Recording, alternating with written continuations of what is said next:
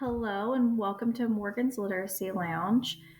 Today we are going to be talking about phonemic awareness and what it is, why does it matter, and then we're going to be diving into phoneme segmentation and some different activities that can be used in the classroom to help our students become stronger in their literacy.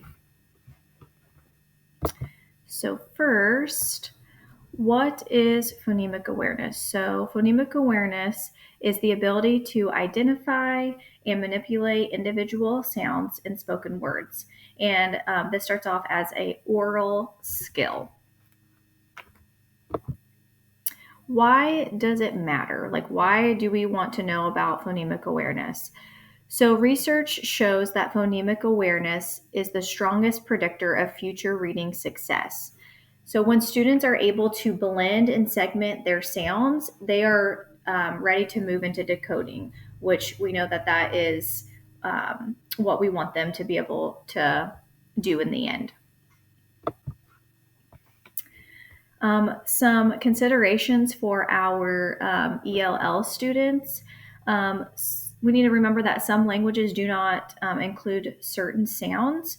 And this is very important for us to remember. So we need to model articulatory features. So when we're modeling our sounds, we want to make sure that we're showing our students where to place their lips, their teeth, where their tongue might need to be, because they might not have that in their home language whenever they are speaking. And it is very important to remember that whenever we are teaching these students that we want to use visuals and gestures to help better their learning. So adaptations for language variations. Language variation matters, and we need to compare sound differences between English and their home language.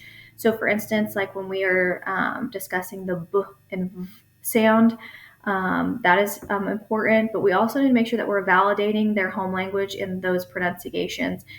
We don't want to take away from that.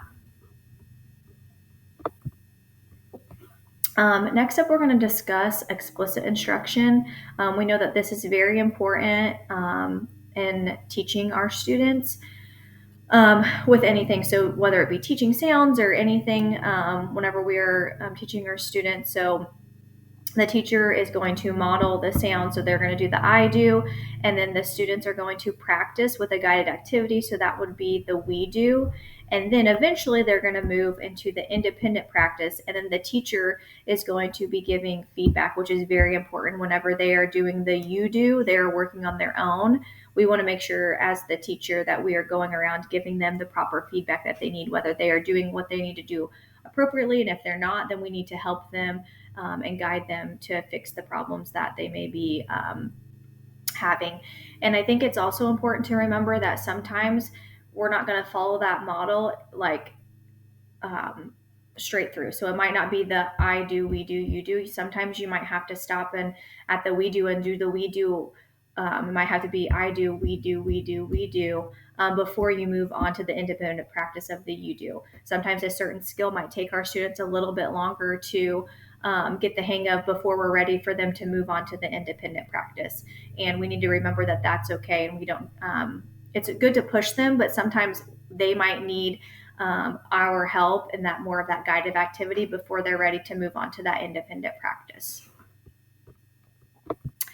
So next up, we're going to talk about our phoneme segmentation. So I have the hand up here because we're going to talk about our finger tapping. So for instance, as a teacher, I would say cat, and I would have my students repeat and say cat, and I'd say we're going to segment our sounds by tapping our fingers. So I always like to do it where I'm using my pointer finger, and then I tap it down on my thumb. So we would go through, and I might model it for them and say, okay, this is how we're going to segment our sounds. We're going to say k, at, and then I would say, okay, now it's your turn. I want you to try it with me, and we would say k, at. And then if I feel like they're doing good at it, then I might have them go ahead and try to do it on their own, and hopefully they're able to do it and say k, at. And then they're showing me that they are able to segment the sounds. On our next slide, I have finger tapping again just to discuss and show that I would say, okay, can you tell me what this picture is? And hopefully they would tell me that this is a picture of a sun. And then we would go through and I'd say, okay, well, let's do our segmenting of our sounds. We're going to do our finger tapping. So everybody put your hand up and let's say sun. So we would say sun and let's segment our sound or our sounds. And we would say s, n. And we would go through and hopefully they are able to do that. Another great example for segmenting our sounds, an example would be our Alconin boxes. So these boxes help students isolate each phoneme, which is very important. So students can move a chip. There's multiple things you can do: chips, magnets, beads. Sometimes people like to use those little mini erasers that are different shapes. Students love to do that. I've sometimes in my classroom we've used. I have boys who are obsessed with cars, so sometimes we roll cars up into each box, and they really like that. The magnets are another good thing too that they like to do, or the magnets. So you can use anything to put in those boxes, and then you just, as you're segmenting the sound, you put whatever you're using into a box for each phoneme, each sound, and then these are also great scaffolds for ELLs as well. So here is an example. I put these chips over these as examples for chips, and we would go through and these would normally move, and I would move them into each box. And so I would ask the students what this is a picture of. And I think some students might know that this is a map and some might not, and that's fine. And so if they didn't know what this was, if they didn't know this was a map, this would be a great time to talk about a good vocabulary lesson about what a map is and what can we use a map for and different things like that. So that's something that's also added into this lesson as well. So we would go through and we'd say, okay, let's segment the sounds. We're going to move a chip into each box to represent each phoneme. And we would say, ah, p. And they'd go through and move it. And they would do it also on their board or their paper in front of them that they had. The next one we would do would be a van. I think that this is important to remember that this could be hard for our ELL students. Spanish does not distinguish between the b and the v sound, so both are produced like a soft B. So sometimes these students might say ban instead of van. So this would be a great time if they're having trouble with this. We could stop this part and we could talk about how our mouth looks when we are producing these sounds. So when I'm saying the b sound, look how my mouth is, and I'm going b, b. And then when I'm saying the v sound, my teeth are outside of my, touching my lip, and it's going v, like that. And even having them feel that vibration on their lip, that could help them remember how to produce that sound and the difference between the b and the v sound. So that's a great time to stop and pause. And for them to distinguish between those two sounds so they don't get confused. And so on this, we would do the same thing. The students would have it in front of them as well. And then they would go through. These chips would obviously move.